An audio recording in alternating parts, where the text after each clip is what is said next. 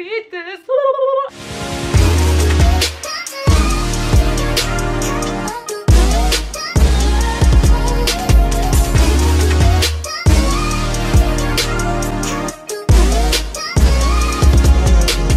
Zoals jullie horen zijn mijn lieftallige broer en zus weer lawaai aan het maken op de achtergrond. Ik heb 12 jaar diabetes en ik wil dat op een of andere speciale manier bij jullie vieren. Ik heb dat dus 12 jaar op 26 september. Ik heb dus ooit een keer een 50 Facts About Me video gemaakt. Staat hieronder in de beschrijving. Mijn wenkbrauwen zijn dat heel lelijk. Alles is lelijk. Dat was nog met mijn iPhone gefilmd. Heel cringe video. Maar voor mijn diabetes heb ik ook al veel video's gemaakt. En die staan hier natuurlijk ook allemaal in de beschrijving. Dit is mijn sensor. Deze heb ik nu een halfjaartje bijna. Nee, oh, ik ga bijna een jaar aan. In januari heb ik hem een jaar. Vandaag heb ik 50 Facts About My Diabetes, suikerziekte, type 1, alles. Het was wel makkelijk voor op facts te komen, maar voor 50 was het wel iets moeilijker. Dus eerst en vooral vergeef ik mezelf een dikke pluim.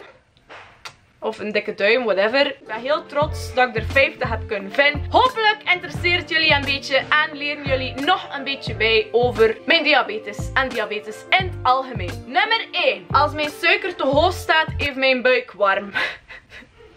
Hoe komt dat dus? Als je suiker te hoog staat, moet je massas veel plassen. Je hebt bijna veel dorst. Dus je buik heeft warm van al de pipi dat erin zit. Maar eigenlijk heeft veel mijn lichaam warm. Hoe dat komt, weet ik niet. Mijn buik heeft warm van de pipi. Dat is mijn theorie erachter. Nummer 2. Als mijn suiker te laag staat, kun je dat eigenlijk niet beter vergelijken met of dat ik zat ben. Dus ik ga echt rare dingen doen. Ik ga geheim vertellen, verkeersborden knuffelen, op straat rollen. Ik ga echt beginnen lachen uit niks. Ik word super sociaal. Dus alles dat ik doe als ik zat ben, doe ik dus ook als mijn suiker laag staat. Sarah, hij weet dat. Ik vertel al mijn geheim. Pieter, hij weet ook hoe vervelend dat kan zijn dan. Als mijn suiker te hoog staat, is dat eigenlijk iets anders. Dan is het of dat ik onder invloed ben van drugs. Niet dat ik ooit drugs heb gepakt, maar mijn suiker staat dan high en ik lijk ook letterlijk high. Dan is dat eigenlijk raar. Het is of dat uw hersens en uw spieren niet meer samenwerken. Soms zie ik dingen die er niet zijn. Ik zweef echt bij random te lachen. Wat u nog niet wist van mijn diabetes. Factje nummer 4. Ik heb het al 12 jaar, maar ik heb het wel al langer. Want ik zat al in de ergste fase van diabetes toen dat ontdekt dan. Dus ik heb mijn honeymoonfase en zo niet gehad. Ik had het echt al langer. Dus technisch gezien heb ik het al langer dan 12 jaar. Het is gewoon 12 jaar geleden dat ze het ontdekt hebben. Nummer 5. Het kleur van diabetes is blauw. Mijn lievelingskleur is ook blauw. Mijn ogen zijn ook blauw. De spuiten zijn blauw. Het logo is blauw. Zeker stil! Nummer 6. In het middelbaar en in het lager en in het hoger loog ik dat mijn suiker te laag staat, zodat het niet moest meesporen. Ik weet dat jullie mij allemaal haten als jullie in mijn klas staan en dat niet zien, maar I don't give a cringe. Ik heb genoeg nadelen aan mijn diabetes, dus dat mag wel van dat ene voordeel profiteren. Nummer 7. Als mijn suiker te laag staat, kan ik amper lezen. Dus soms lig ik in mijn bed, zeggen ze ben ik hier... Ben ik mijn sociale media aan het checken en denk echt van what the fuck. En dan kan ik niks meer lezen, zelfs geen naam. Grote letters nog een beetje, maar like de melding op Instagram kan ik absoluut niet lezen. Dat is gewoon één vlek. Nummer 8. Als uw suiker te laag staat, zijn uw smaakpapillen ook onder invloed of zo. Ik weet niet. Alles smaakt anders. Cola smaakt slecht. Alles smaakt slecht. Dat is wel niet altijd, maar soms smaakt het echt anders. Dat is raar. Nummer 9. Soms ben ik een kleine sloeber en spuit ik extra insuline in, zodat ik in de namiddag een reden heb om te eten. Dus dan kan ik iets meer eten. Het spijt me aan mijn dokters. Nu doe ik dat wel niet meer. Ik ben daarmee gestopt. Eigenlijk moet ik gewoon wachten en op het moment zelf insuline spuiten. Maar ja, mes excuses, je suis pas parfaite. Je sais bien. Nee. Nummer 10. Ik heb ooit per ongeluk 2 keer mijn ochtendinsuline gespoten. Dus blijkbaar had ik dat al gespoten. En voordat dat zo ging ik dat nog een keer gespoten. En toen was het massas in paniek. Ik heel de tijd zitten blijven en ik heel de voormiddag koekjes moet eten. Zodat mijn suiker niet te laag stond en dat ik niet ging sterven. Nummer 11. Als insuline te warm wordt, werkt het niet meer. In Portugal heb ik dat meegemaakt. Mijn insuline was te warm geworden. Het was bruin geworden. Het zaten dan like brokjes in. En dat werkte niet. Dus mijn suiker stond heel de tijd te hoog. En ik heb het te laat doorgehad. Insuline altijd op een koele plaats bewaren. Daarom dat we de gewone insuline in de frigo leggen. En de insuline dat we gebruiken best niet in de zon of een te warme omgeving. Anders werkt het dus niet meer. 12. Je kunt letterlijk suiker uitplassen. Dat kan eigenlijk op 2 manieren geïnterpreteerd worden. Soms als je suiker te hoog staat, heb je ketoon. En dan moet je heel de tijd water drinken naar het toilet gaan zodat je het uitplast. En soms als je suiker te hoog staat en gaat gaan plassen, is het water echt troebel zo. Soms zie je echt, ik ga niet zeggen suikerklontjes liggen, maar je ziet suiker in je pipi. Dat is fucking raar. Echt waar. Nummer 13. Elk jaar ging ik op diabeteskamp totdat ik te oud werd. Dat mag maar tot aan je 18 18, ja, we zijn er heel triestig van geweest. En ik mis die mensen enorm. Dus zoek alsjeblieft nog een keer contact met mij. Nummer 14. Als wij voor ons rijbewijs gaan, hebben wij speciaal papier nodig. Onze suiker moet een lange periode goed genoeg staan. En dan krijgen we papier. En dan zijn we beschikbaar om met de auto te rijden. Of toegelaten, of bestemd, of capabel, whatever. Als we een tatoeage zetten, moet dat dus ook. Nummer 15. Ik heb lelijke putten in mijn bijl. Ik ga dat niet tonen. Maar dat is dus omdat ik vroeger mijn insuline te veel op dezelfde plaats spuitte. Dus ik deed altijd op dezelfde plaats. Dus dat vetweefsel is volledig weg. Er zit echt een put in mijn bijl. Aan alle tweede kanten heb ik dat. Is dat lelijk? Ja, ik schaam me echt voor daarmee buiten te komen. Maar dat houdt mij niet tegen. Ik loop nog altijd rond. Nummer 17. Ik heb nu mijn sensor. Maar daarvoor moest ik altijd in mijn vinger prikken. En daardoor had ik dus altijd zwarte puntjes op mijn vinger. Was dat lelijk? Ja. Maar nu heb ik dat dus niet meer. Dat is gelukkig weggegaan. Nummer 18. Het dier van diabetes is een nijlpaard. Ik ga daar straks nog een puntje over vertellen. Wij kregen dan een nijlpaard knuffelbeer. En dat noemt hippopotamus.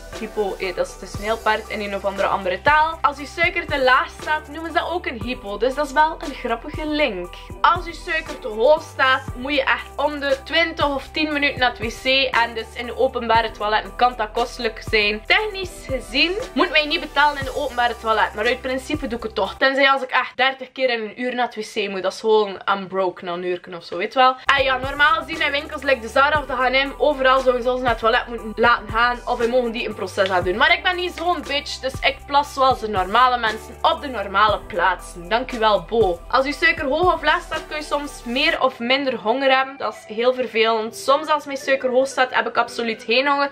Maar soms heb ik juist wel honger en wil ik eten. Maar dat heb dan zo ook superveel dorst. Dus dat komt dan wel goed uit. Eindelijk, ja, mag je zeker geen suiker nemen, maar veel water drinken. Dus die dorst komt dan wel goed van pas. 21. Zoals ik dus daarnet zei, we moeten dan veel naar het toilet. Dus als mijn suiker hoog staat en ik heb een onesie aan, kan ik echt beginnen wenen. Dat is echt niet goed. En als je suiker hoog staat, dan heb je reëel gewoon nog meer in een depressie. Dus hoge en lage suiker zorgt ook echt voor mood swings. Wat dat dus ook niet cool is. Dus het is niet even makkelijk alsof dat lijkt. Diabetes is echt gewoon een ziekte dat met je emoties speelt. 22. Toen ik diabetes kreeg, had ik anorexia door diabetes. Want een van de symptomen is dat je eetlust vermindert. Nummer 23. Ik woog amper 20 kilo toen ik diabetes kreeg. En ik zat in het 4e leerjaar. Dus ik was echt zo. Inderdaad. Ik heb daar nog een video verteld. Nummer 24. Wij hebben ook nog een extra spuit. Dat eigenlijk het tegenovergestelde doet van wat onze normale spuit doet. Namelijk glucose inspuit. Dat noemt de noodspuit. Als je suiker zo laag staat dat je flauw valt, moeten we die dus injecteren in de bil. En dan komen we weer tot leven. Hopelijk. Nummer 25. Als kind moet je om de 3 maanden op controle gaan. Als volwassene, dus vanaf 18 jaar, is dat maar om de 6 maanden. Soms moet je een keer meer gaan naar je educator ook. Soms heb je ook nog je jaarbulan. Maar dus, je moet minder op controle gaan. Wat dat is niet goed is voor mij. Nee, want het loopt uit de gang. Nummer 26. Ik heb door mijn diabetes koningin Mathilde ontmoet. Dus het was 70 jaar diabetes liga. En hier ben ik dus een verhaaltje aan het voorlezen aan koningin Mathilde. Ja, dat is ik. I know. Nummer 27. Zonder mijn diabetes had ik veel minder landen gezien. Ik ben dus al naar allerlei landen geweest. Ik ben al naar Tsjechië, Kroatië, Zwitserland, Spanje, whatever. Naar heel veel landen geweest door mijn diabetes. Dus dankjewel aan de Diabetesliga voor mij al die landen te laten zien. Nummer 28. Ik ben al vrienden verloren door mijn diabetes. Dat is gewoon omdat ze er niet tegen kunnen dat ik dat heb. Of omdat ik zo gemeen heb gedaan dat ik zo gewoon echt mijn leven uitgeroepen heb. Letterlijk roepen. Nummer 29. Ik kreeg ooit 0,5. Dus eigenlijk een halfje op 20 op een dicté. Wat had ik dus gedaan met suikerstof 24. Dus mijn hersens waren niet capabel om te werken. Dus ik had gewoon een bloemetje getekend met een beetje stokjes er rond. En ik kreeg maar een halfje op 20. Een halfje uit medelijden, omdat bloemetje mooi was. Dus mijn mama is in loeiende larie naar school gegaan. Super boos. En heeft haar boos gemaakt. En dat uitgelegd dat dat door mijn diabetes is. En ze hebben dat gewoon niet laten meetellen. Wat ik heel lief vond. Dankjewel. Dat was in het 5e leerjaar trouwens. Nummertje 30. Mijn pipi heeft diabetes type 2. En nee, dat is niet erfelijk. Dus ik heb geen diabetes door mijn pipi. Type 2 is nog iets anders. Daarvoor moet je de andere video's zien. Nummertje 31. Als mijn suiker hoog staat, voel ik mezelf sterven. Like, je voelt echt je hartslagmassas hard, het hoofdpijn. Dat voelt echt alsof je aan het sterven bent. Je kunt echt wenen. Dat is echt niet fijn. Nummertje 32. Ik heb ademhalingsprobleem door mijn diabetes. diabetes en je kunt dat horen. Je hoort mij dan massas hard ademen en soms kun je echt niet ademen als je suiker hoog staat. Nu zou ik die video echt niet kunnen opnemen, want ik praat veel te veel. Nummertje 33. Ik heb ook geheugenverlies door mijn diabetes. Ik heb heel veel problemen. Concentratieprobleem, gehoorprobleem, gezichtsprobleem. Ik heb het allemaal gehad. Maar meestal al geheugenverlies. En dat is echt erger aan het worden soms. Dat kan echt mijn hart breken. Ik weet het ding niet meer dat ik zeg tegen mensen, dat mensen tegen mij zeggen. Dat kan echt van korte en lange tijdsperiodes zijn. Het zijn zelfs bepaalde stukken volledig uit mijn leven gewist. Like echt volledige jaren. Dat is echt vreemd. Ik heb daar ook een video over gemaakt waar ik dat allemaal vertel. Die video staat hier ook onder. En dat is, mijn leven is totaal veranderd of zo. En dat is ook de video waarover dat ik vertel dat ik gestopt ben met school. Daarover pratende gaan we door naar het volgende puntje. Als de suiker naar je hersens gaat, sterft dat letterlijk af. 34. Ik ben helemaal mis. 35. Sorry.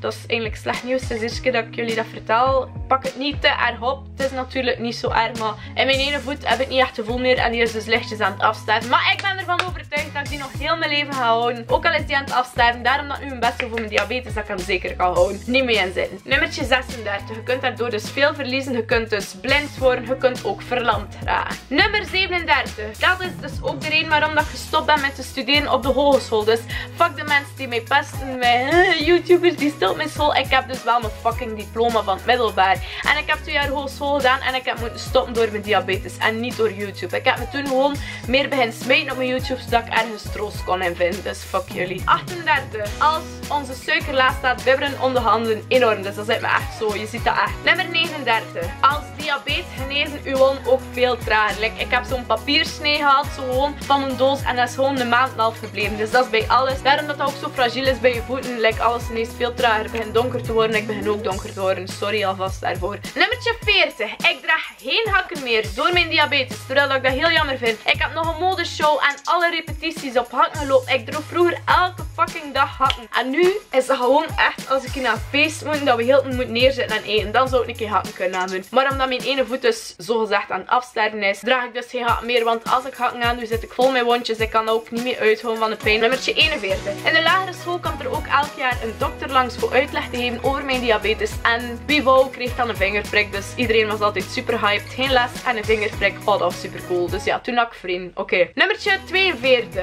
Als mijn suiker te hoog of te laag staat, heb ik een heel slecht humeur. Ben ik soms echt een diva. Pieter, je kunt dat weten. Je hebt dat al gezien. En dan ben ik echt gemeen. En flap ik er echt alles uit. Ik heb het al gezegd. Het is lekker of dat ik dronken of onder invloed ben. Dus dan ben ik echt niet handelbaar. Nummertje 43. Als mijn suiker te hoog of te laag staat, kan ik letterlijk overal in slaap vallen. Op de bus, op de trein, als ik recht sta, in klas. Ik heb dat zelfs nog gehad op mijn vorige werk. Ja, ik val overal in slaap. Maakt echt niet uit. In de frituur ben ik ook al in slaap gevallen. Als ik gewoon ergens zit, in een restaurant ben ik al in slaap gevallen. In de McDonald's ben ik al in slaap gevallen. Op de tram, zelfs aan de bushalte 1 keer. Nummer 44. Toen ze voor het eerst aan mijn vinger prikten, dacht ik dat dat een nietjesmachine was. Ik zei, oh nee, die nietjesmachine, doe het alsjeblieft nooit meer. En dan hoorde ik dat ik dat voor de rest van mijn leven elke dag minstens 3 keer ging moeten doen. Maar nu is het niet meer van, ik heb dus de sensor. Alle video's hieronder met meer uitleg, bla bla bla. Nummertje 45. Ik mocht de dag voor mijn verjaardag naar huis. Dus toen dat ik diabetes kreeg, heb ik een lange tijd in het ziekenhuis gelegen. Ja, een week of 2, ik weet dat niet meer. En ik kwam thuis en heel mijn huis hong vol met een bijrengroot doek waar dat erop stond, welkom thuis. En ja, ik was echt wel ontroerd daarvan. Dat was een mooi verjaardagscadeautje, thuiskomen. En mijn normale leven verder kunnen zetten. Ook al was het niet meer zo normaal als voordien.